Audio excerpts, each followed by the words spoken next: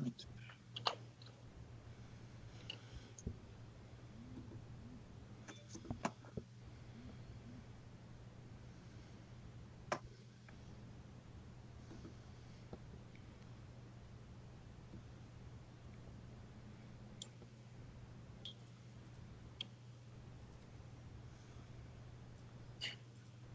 Should old acquaintance be forgot and never brought to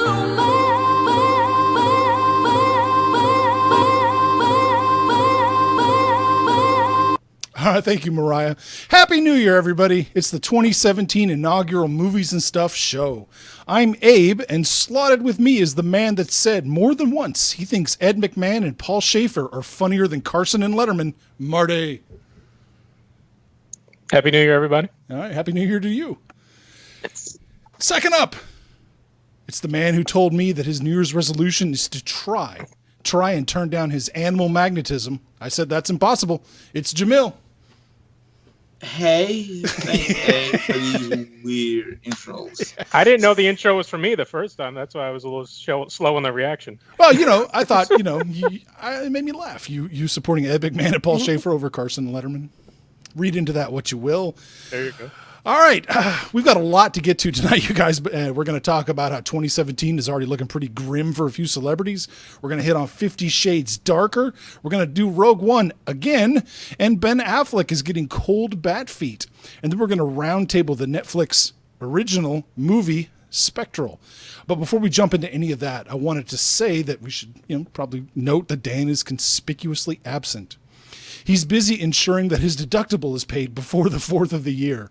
And I'm sure he'll have quite a story to tell when he's back on the show. But for now, I'm just going to say that he and his wife have had their baby. So congratulations, Dan.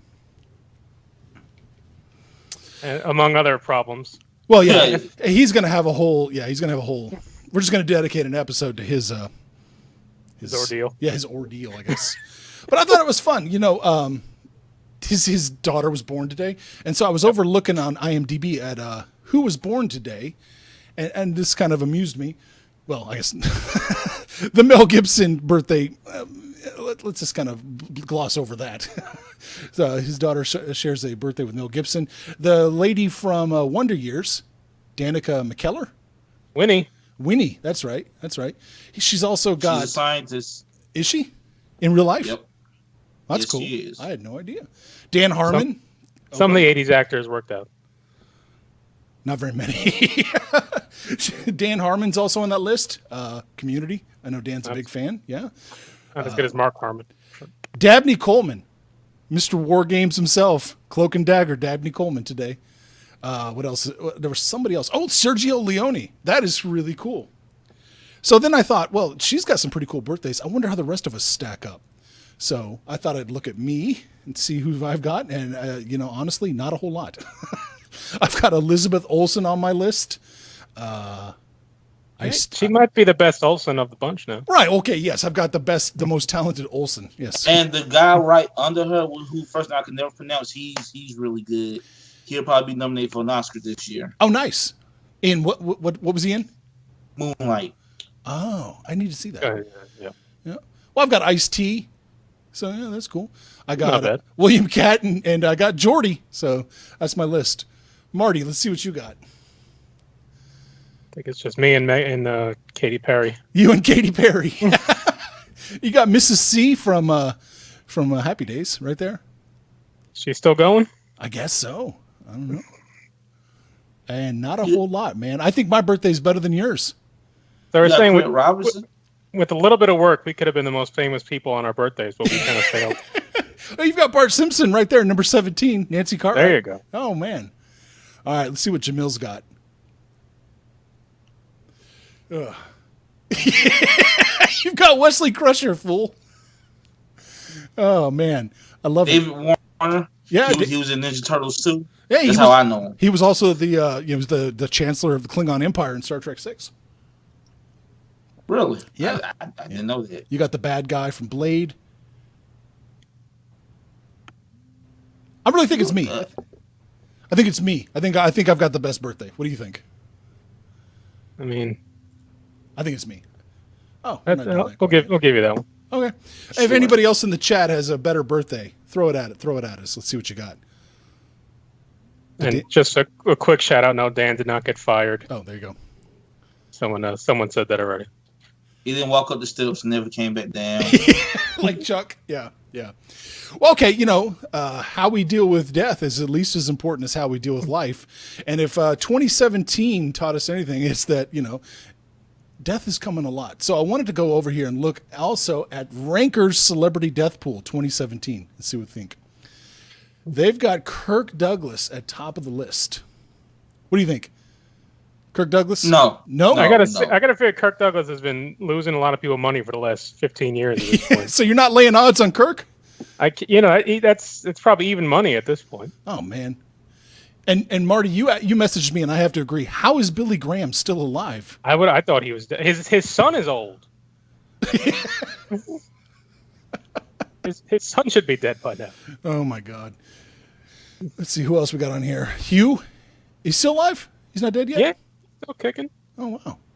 Got that blue. I think when he sold the Playboy Mansion, I think he made it in a deal that they have to let him live there until he dies.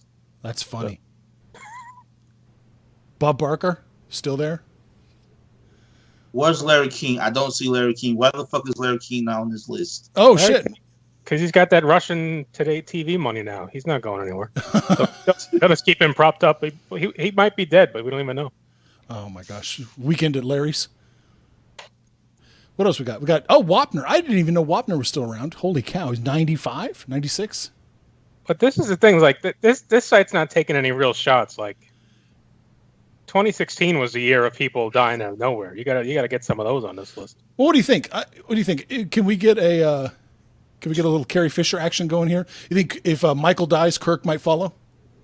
What do you think? I think we just got to start looking at 80s stars and start seeing, all right, who did too many drugs, and start, Let's scroll down and see if they got some more shots.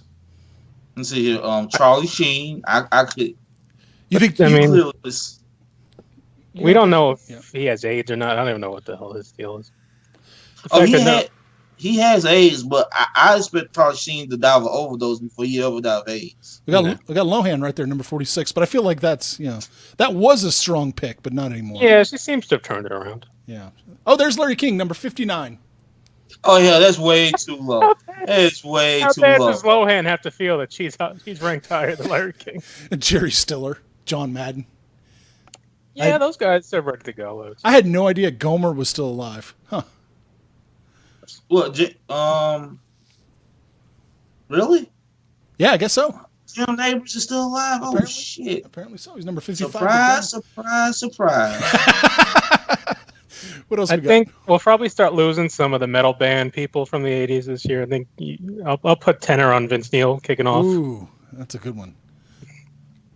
Ooh, what happened if whatchamacallit go from Guns N' Roses after they just got back together? That would be irony. I'll say one of New Edition goes this year. Oh, you think so? Yeah. New Edition? Who we talking about? Bobby Brown? Because that's the only one that's gonna go.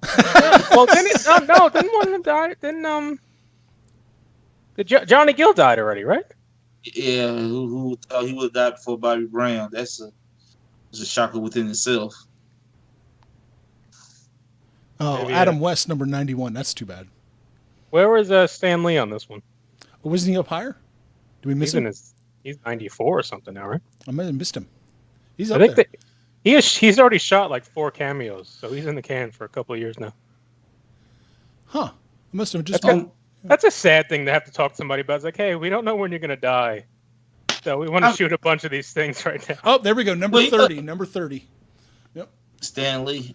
You know what? That's going to be a sad day for nerds when he go. Yeah, that'll be a Comic-Con funeral. They'll be all at half-mast. Harry Dean Stanton is another one. I'm just surprised he's still kicking. Andy Dick is at 83, really? You think he should be higher or lower? Higher, definitely higher. Well, I don't know. He's not on drugs anymore. Yeah, who's even thought of him in a while? I mean, yeah, not me. The fact that he outlived Phil Hartman's still sad. Keith Richard. He also outlived... Yeah, like how's Keith Richards outlives fucking David Bowie somehow. So I gotta. Speaking of it, Keith Richards is a Highlander. So we know what the prize is. Then we do. Yep. Yep. Ginger and Sean Connery. Ned Beatty is still alive. I thought Ned Beatty was dead. No, I guess not. Martin Landau. I mean, I didn't even know he was still around either. Oh, Roger Moore. Shatner will never die. No, Shatner's not gone. He's got to outlive George Takei. That's a bet right there, man. I can't believe he's so low. Where's Betty White? Did we see Betty White on the list? Yeah, I didn't see her either. That was a stupid thing where they had the. Do you see that they had the some kind of Kickstarter to protect Betty White the last 4 days? Oh, I did. As if she died, it'd be some tragedy. She's 90-something years old. I mean, come on. She lived a full life. Gordon Lightfoot. So yeah, we're getting down to some really obscure ones. Very interesting. Oh, wonder Jared Fogle.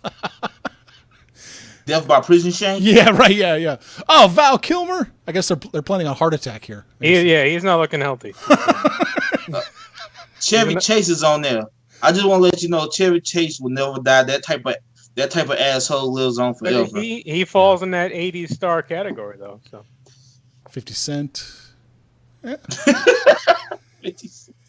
He's going to get sick of cell or something. I don't know. Patrick Stewart. Oh man. Ringo Starr. Fucking Ringo better not die. God damn it. Like Hulk Hogan on this list somehow. Is he not there, huh? Oh, Hogan is actually pretty healthy despite having his body being metal. You lose like 10 wrestlers a year on average anyway, though. What do you say? All right, that was fun. So, okay, I'm going to put you down, or write this down. Who you laying money on? Marty. Give me your shot. Who's this year? Who's your death pool? I mean, I'm not going to go easy money and take one of the old guys. I'll take Charlie Sheen. Ooh. In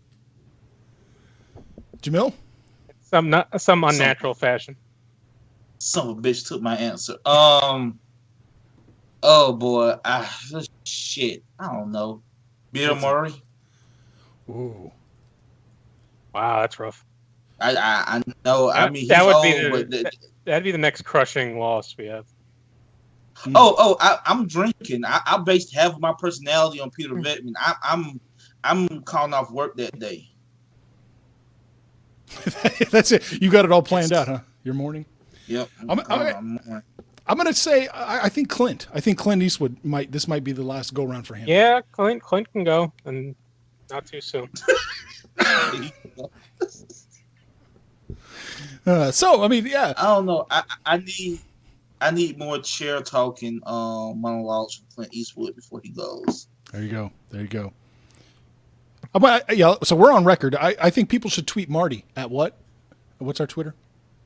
At Movie Stuff Show. Yeah, tweet Marty. Let's get if you want to get it on the record. We'll have a celebration for whoever gets it right. Tweet Marty at who you think is going to be, and we'll keep track of that. All right, let's move on to some other stuff that was going on. I know Jamil especially, huge fan. 50 Shades Darker's extended trailer's out now, so I want to know what your reacts are. Jamil, fuck the paperwork. Tell me what you think.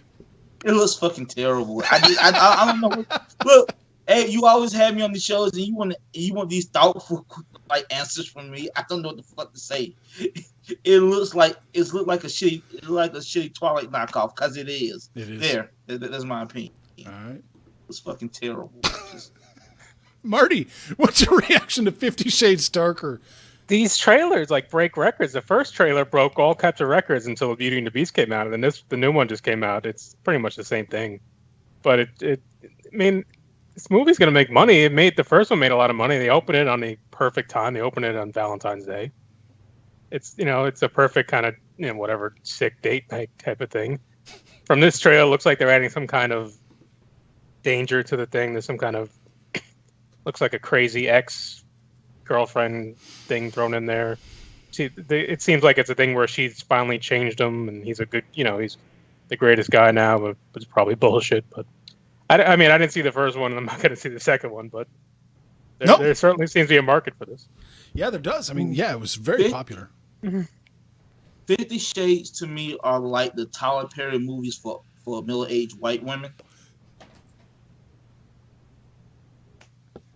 That's what reminds me of. Yeah. Well, and just like Tyler Perry, I mean, right now, are movies really marketed to middle-aged white women? There's not very many.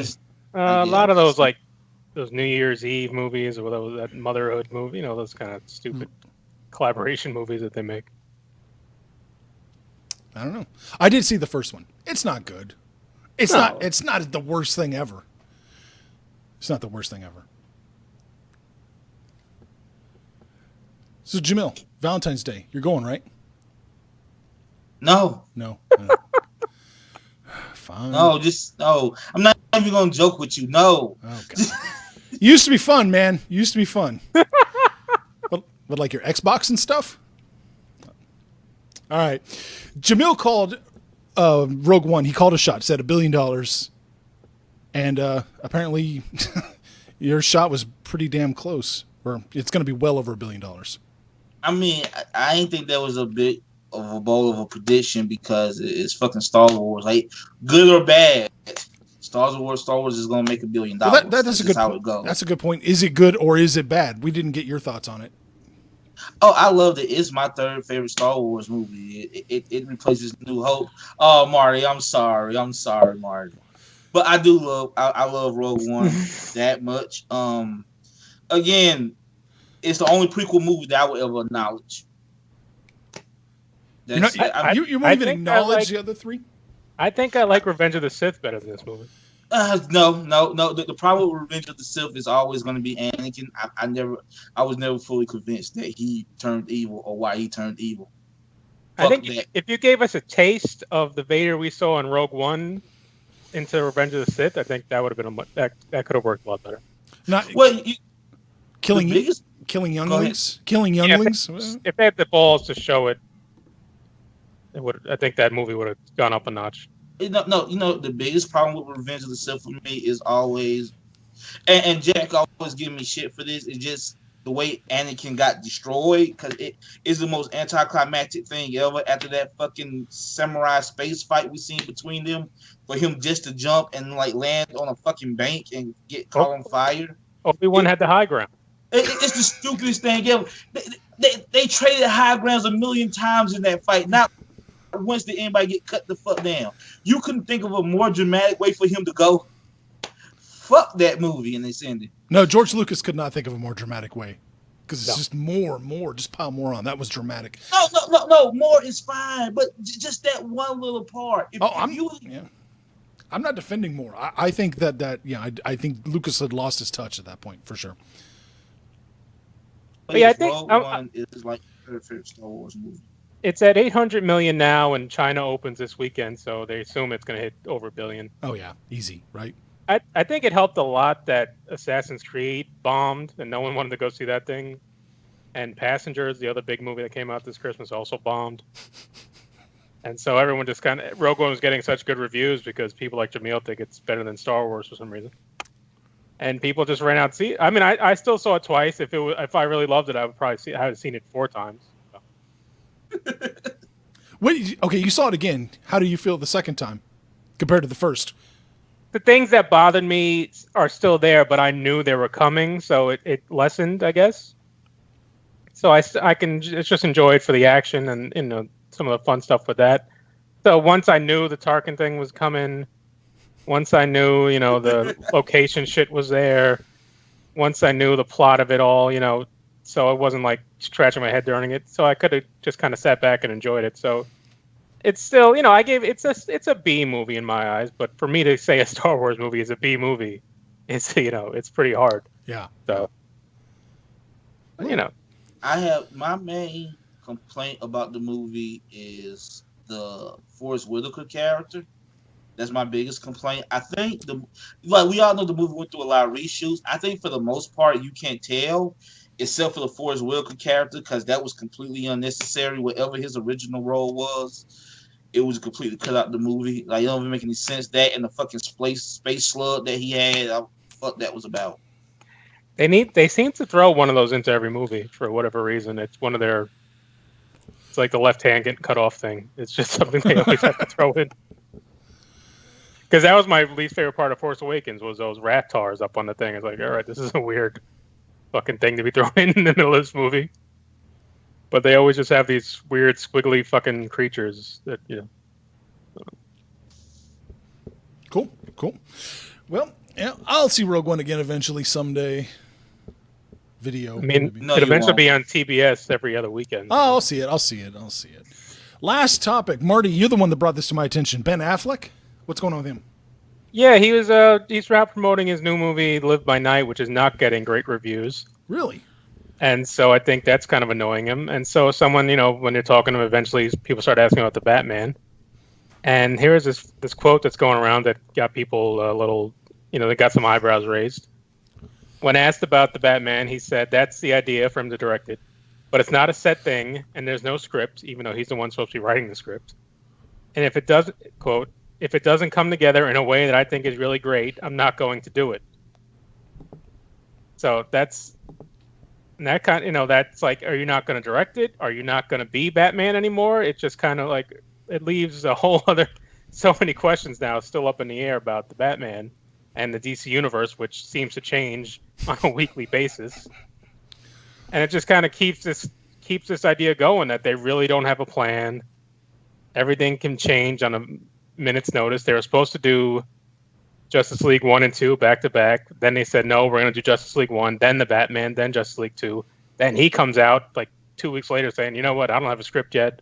And if it's not going well, I'm not going to do it. So is he not getting along with Warner Brothers after this Live by Night movie didn't do well? Are they starting to mess with him creatively with other, DC EU stuff thrown into his script? It's just more questions in a universe that didn't need more. And it's just, the one thing people were banking on was, Batman, Ben Affleck. That's going to be the heart of this franchise. And now he's saying, I don't know. We'll see what happens. That's a big, yeah. I mean, that's been Warner Brothers in a nutshell, hasn't it? Instead of just staying the course and having faith in their product, that they keep panicking or they keep undercutting their directors. I know Jamil is not a fan of the DCU at all right now. Look, I want to love these movies. Batman is my favorite superhero, but I feel him he's done so much work to rehabilitate his career, despite Live by Night getting bad reviews. Batman was like the first the Batman versus Superman movie was like the really first bad review he had gotten in years. Yeah, he wants to do it right. I completely understand. But even with that, people had still said he was a good Batman, so he was he got a pass for most of that movie. Yeah. Yeah, but as being a great director as he is, seeing what Zack Snyder had to go through, he's like, I'm pretty sure he's just like, I don't want to go through that. I don't want to have to set up 8 million things in my movie. I just want to make a good Batman movie. And it's kind of hard to do that when you hamstrung. You have to set up a bunch of shit. Batman is prestige. Batman is prestige in the way that Iron Man or Captain America is not. You expect a good Batman movie. Even the bad ones, even the bad ones, you just expect a certain level of quality from a Batman movie, especially after the Nolan movies. I was going to say, Batman and Robin. You gonna defend that one? God no. Even though if you look at that movie, if you look at that movie as an updated version of Adam West's Batman show, it's not as bad. If you look at it as intentional and not as the train wreck that it actually is. Well, yeah, if you look at anything as intentional, it works. Who killed the dinosaurs? The Ice Age. Oh, that would fit right into a Batman 66 show. It was perfect. All those puns. Yeah, but it cost $500 million to do that shit.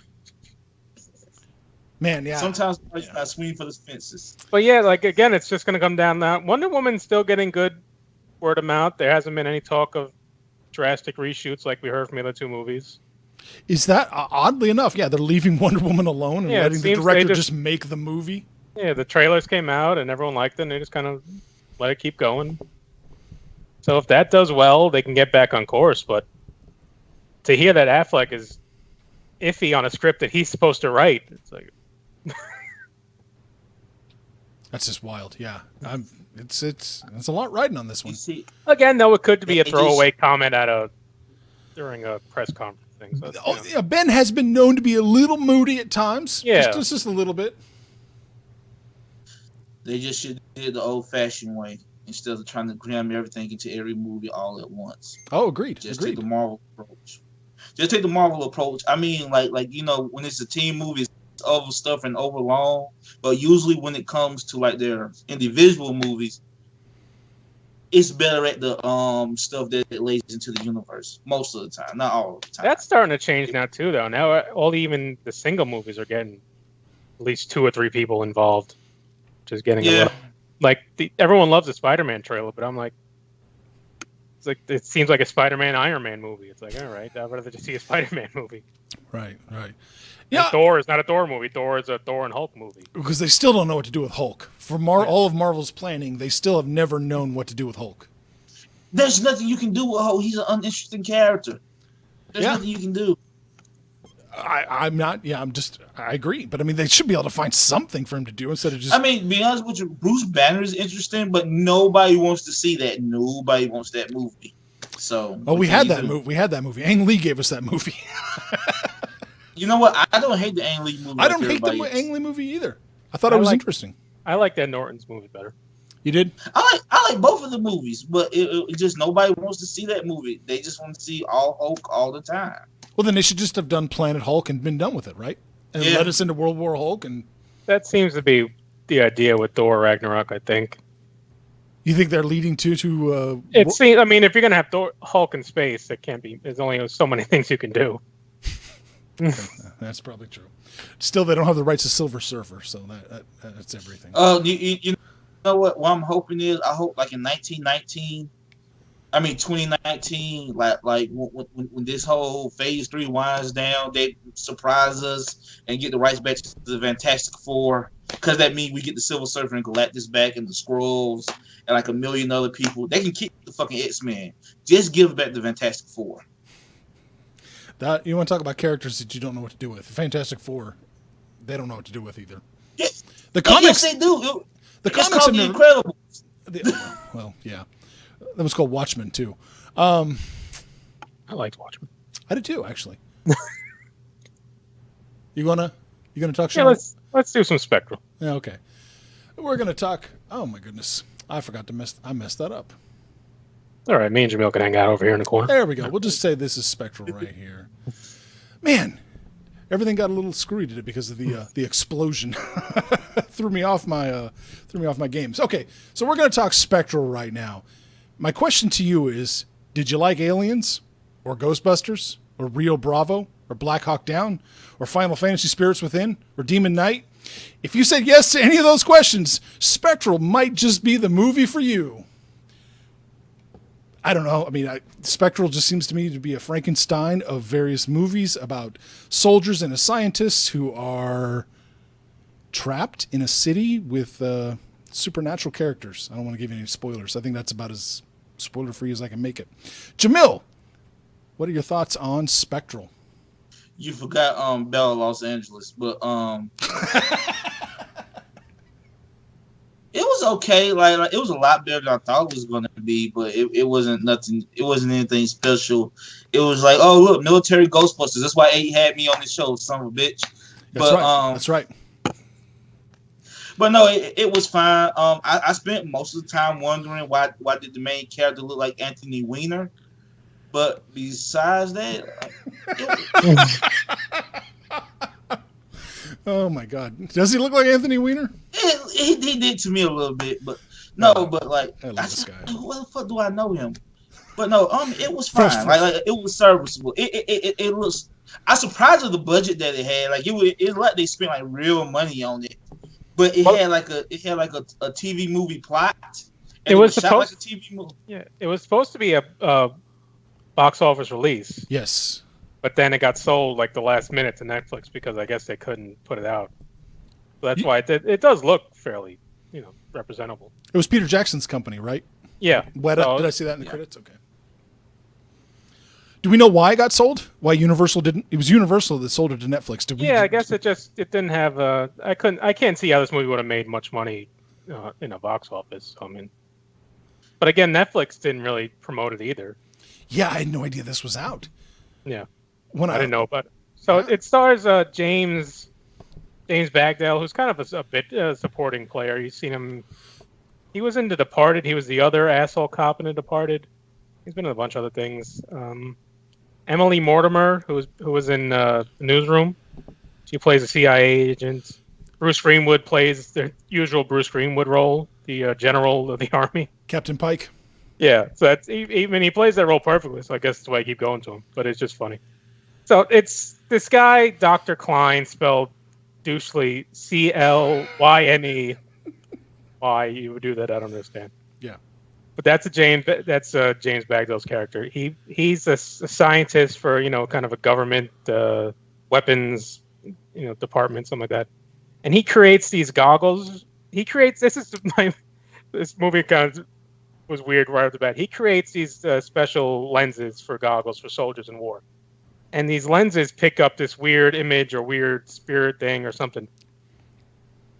But just because you can see him through the glasses, I don't know why you have to get the guy who made the glasses to then solve the problem. Like, it's not because it's the glasses. Because the military bring in the scientists because they think there's some anomaly or something wrong with the glasses, right? No, I think it's just that you can see him in the glasses, but then they want to rule out mechanical failure in the glasses, right? They want to find out what's going on. That's why they bring in the scientists. it just seems like they thought he had the answers, and it's just like asking the guy that created the binoculars to tell you about stars. It's like, I don't. Bushnell doesn't know anything about stars. But I mean, it's an interesting. It's longer than it should be. It's about an hour and 50 minutes. I remember watching it at some point, and I just like hit the button that says how much to go. I was like, all right, I'm ready for this to be done. And I hit the button. It's like, well, there's 50 fucking more minutes of this movie. Yeah, they pulled all these pieces from different movies. I mean, literally, and then it really does feel a little overlong. Yeah, there's like 3 battle scenes where you're thinking, all right, this could be it, and then there's another one. It's got a lot of video game type stuff to it. If you could have called this thing Call of Duty, Spectral Vision, Spectral Mission, and it probably could have sold, because it's a lot of first person shooter type situations, which is interesting. Well, that's how it got sold. I mean, that was in the pitch meeting right there. We can build this as a video game movie with the first person. But then her character is just kind of this weird. She's like this tough CIA agent 1 minute, and then they find 2 kids, abandoned in this. They're in this. I didn't really understand where they were really. Whereas, like, is this a dystopian future where shit's gone wrong? They say it's Eastern Europe, so it seems like either there's a big war with Russia, and there's this whole area that's just desolate, and they're worried about these they're worried about soldiers that are still fighting, but then you never really see them, so it's weird. Well, the budget, the budget, man. Yeah, so it's just I didn't really understand if we were in some kind of post World War III world. Yeah, they didn't make that clear, did they? Yeah, I was wondering if I missed something, because I don't think I did. But yeah, so they're in a place called Moldova, which is like it seemed Russian. But then they don't even explain why America's even there. Like America's getting and what thing is all these soldiers are getting killed with this mysterious thing that they're seeing in the glasses, and it's just kind of like this ghost-looking thing. It's like rushing through them, and it's freezing their insides or some shit. They're just those ghosts were just dropping people. Yeah, like, just at will. But it didn't even at one point why would they even stay at that point? It doesn't make sense why they were there. Like they felt like they had to go solve the problem. I was just like, get the fuck out of there. Who cares? Because we're America, damn it. I guess. Jamil, did you catch the setting? Was it post World War III, or do you recall? I think they were talking about if they fought World War III, then it would be then World War IV would be fought with sticks and stones. Oh yeah. So but that was some kind of Einstein quote that he kept bringing. Like he kept bringing up Einstein for some reason. Einstein's all through the movie. Einstein Yeah. is it's like the third main character. But no, I think it was modern times. I believe. I'm not for sure. Yeah, it was fairly. It's not futuristic in that sense. I mean, Well, some of the except for that weaponry one get a thing. little crazy with the weaponry. Well, yeah, I mean, he was MacGyver, right? He's like, bring me everything, bring me that light socket. I will create, the particle. Yeah, that was another issue with the movie. Like, this guy just kind of figured everything out on the run, and he's not like had no military training. He was just a guy in a lab kind of thing. So he was like building guns and building. All of a sudden, there was that big in the ending. There's that big like robotic looking dog or something. I don't know what the fuck that was. He's putting these massive. He's like shooting cameras at people, and it's like big. I don't know what any of that was. I'm gonna tell you, my problem with the ending was like when it was just him and her. Yeah. He was holding the light and she was and she had the gun. Now I'm out for equality, but she fucking looked terrified. She had no business holding a gun. Like at not one point that I would believe she was a badass. Like she just like that. Like I was saying, that was my issue. Like when you first meet her, she's like this kind of mysterious CIA agent who you think is tough, but then like I said, they run into these two kids that are abandoned in this warehouse. And she kind of just becomes this girl's mother for half the movie, and then at the end they're running around in the final mission and she just looks frightened the entire time, which is logical, you should be, but it just kind of rang weird that she was just kind of walking around with this scared shitless look on her face. And then like I said, she starts shooting off people at the end as a hero too. So it's like there's just a weird kind of up and down, characters are all over the place. A lot of soldiers in the movie who are your standard just kind of soldier guys that you see in every movie. That was just another aliens. They were the Marines from Aliens. No, they weren't, because these motherfuckers had a lot less personnel than the Marines from Aliens. They did. Oh, and a lot man. of them would just die off in a bunch. You'd be like, which ones are still okay? Those guys are still left. All right. I thought the one guy died. In the landmine explosion. Like, oh, he's still alive. I thought he died in the truck. Like they all look alike. They all look alike. Racist. There's two black people and they kill the first one off in 3 minutes. Why do you do that? Like at this point, it is 2016. You know the trope. Why do you still kill off the black people in the first 10 minutes of a damn movie? You think by now you will be aware, like maybe we shouldn't do that because people looking for that. But no, I'm with you. They should play with it. They should, I'm not dead yet, kind of. That one movie with LL Cool J, I love that movie just because he survived the whole way through. But the shark movie? Yes, exactly that. I just knew he was going to die. Like, nope, he survived. Like, oh shit, I love this movie. But then Samuel L. Jackson does die in the first 30 minutes. So it's balanced. You can never have two black people at once. You gotta get rid of one.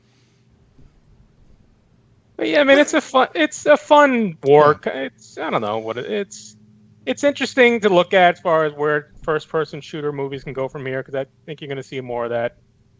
It was a weird coming off a year where you had two pretty massive video game movies bomb, and now you kind of question where they're going to go with that. If you can just shoot movies like video games, is that better than just making movies about video games? You think that is the future, or is that? I mean, that's going to be a war movie eventually. That's completely first person. I don't know that that's the way to go anymore. Whether or not you can stomach it watching it in the theater, because there was one movie this year. Hardcore Heron. Yeah, that was completely first person. I think I heard some people were getting dizzy or whatever coming out, having seen it. But that wasn't a high scale. But if you had a high scale, well directed first person movie, it'd have to be some kind of war. It had to be like the video games or the first person shooter type games. But isn't that just like the most creatively bankrupt idea? Oh, like video games, first person shooter. So we'll just do that, and kids will come see it. But it's better than making a horrible Assassin's Creed movie or a really horrible World of Warcraft movie. The Warcraft movie wasn't that bad. It wasn't. What? It wasn't good. It wasn't good. But I was expecting bad. No, it wasn't that bad. It wasn't great by any stretch. But people like to pile on. Everything's the greatest. Everything's the worst. There's no there's no middle ground. POV is good for porn, and that's about it. Alex is telling us. No, it's not good for that. It is not. No. No. What kind of porn you get into? You like whale porn, of course. Duh. There you go. Yeah, there's really not a whole lot to talk about with this movie. Yeah, it just exists as it. I mean, it gets boring in parts. It's it's good action, I guess, but it just kind of, like you said, it gets MacGyverish at the end, where it's just like the answer just kind of comes to him as he's sitting around this factory, kind of out of nowhere. The answer doesn't even make sense. Yeah, the explanation's some weird science thing that it's like, okay, ceramics, really? Yeah. Like your grandmother's hobby. That's what's gonna save us all. Is fucking that. And it turns out they're not ghosts or anything. It's just kind of some third world countries making this completely new age tech that's gonna take over the world. Like, all right. Oh my god. And then it's like they kind of give a subtle thing at the end where it's like he's kind of untrusting of the government. We find that out in the beginning of the movie when he's making something else. Mm-hmm. So it's like, are they not trusting the government to find it and put it to work for their own use? That kind of shit's kind of deep seated in the movie. Well, he was worried that his invention was going to be stolen by Ra's al Ghul and used to evaporate the water in Gotham. Yeah, the first scene of the movie is him inventing something where it's like it's sad. Yeah, he can turn water into something, and it's like, and he's shocked that the army guys he's showing it to are going to use it for bad. It's like, where do you work? It's kind of like Rogue One, where this asshole Urso is like creating this massive power source that he thinks the Empire is gonna use it for good somehow. Right. Oh man. So I can completely understand why Universal sold it. It looks good. I mean, it's okay acted. None of the performances are bad. Yeah, nothing is so pedestrian. Yeah, but it's so pedestrian in its script and the way it's shot that like it seemed like a very high budget TV movie. It's better. It's better than one of those stupid sci-fi movies, because the plot is kind of sci-fi movie-ish, but it's better quality than that. It's like a USA kind of movie. It's like a USA or TNT show, or kind of like this with soldier, army show or something like that. It's on that kind of level. It's not goofy. It's treated seriously, so it's not it's not laughably bad or anything like that. It just kind of exists for what it is. If you're into war movies, if you're into first-person shooter type shit, you might enjoy it. I mean, it's on Netflix. It's not like you have to go out and buy it or anything. Right. Yeah, that's the saving grace, is that you can just sit on your couch and watch it until you get bored and kill it. Like I said, it probably needed to be a half hour less, and I probably would have liked it a little more. It's like I said, it runs at like 150 or so. Yeah. If it was a solid 120-minute movie, I think it would have been better.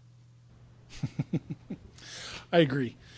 Well, guys, I know we usually go an hour, but tonight I think we are going to cut this one short. My phone has just been going off nonstop all show because of the little incident down the street from me. Apparently, there was serious fighting damage. a stomach flu for the last 4 days, and I have not sat still this long in 3 days. So, so I think this was a good movie just to have a quick, short discussion about. Yeah. Yeah, it's not something you have to get in depth with, but if you just turn it on one day, it's kind of like food candy. Hey, you want to start having me on for like these mediocre ass movies, damn it. Every time. Well, I think the next big movie we'll do is probably Logan. When's that come out? I think in February. I thought we were going to do 50 Shades Darker with Jamil. Was that right? I think I have something to do that night. Sure. Jamil, what's been going on with the Jack Random podcast? Oh, we'll be back soon. I think, soon. Never know when to expect the Jack Random podcast. And if you guys missed the announcement on Facebook, our good friend Martin here is a permanent resident here on the Movies and Stuff show Tuesday.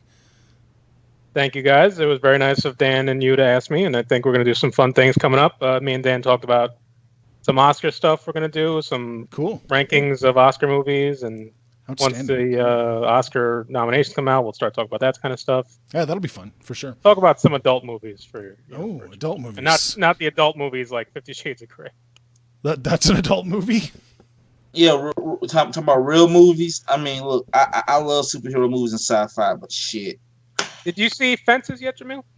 I'm not just asking I'm because you're black, but believe it or not, I'm actually probably gonna go see that in Manchester by the Sea this week. That's like, yeah, I still have to see that one. But Fences is really I'm a little behind, but I'm trying to catch up. I'm slowly trying to catch up. All right. We'll all get there. Gentlemen, so much. Thank you so much for doing this. It was a lot of fun. And everybody, thank you so much for hanging out with us in the chat. You guys are pretty funny tonight. A lot of Dan jokes tonight. A lot of Dan jokes. good. Best to Dan and his wife. Yes, And congrats again on congrats again. birth Yep. of their second daughter. Guys, I just got a message. Dan plane was shot down over the Japanese Sea. There were no survivors. All right, so Jamil is now taking over as the new host of the Movies and Stuff show. There we go. All right, guys, thank you so much. I hope everybody has a good night, and Happy New Year to everybody. Night, guys. Peace.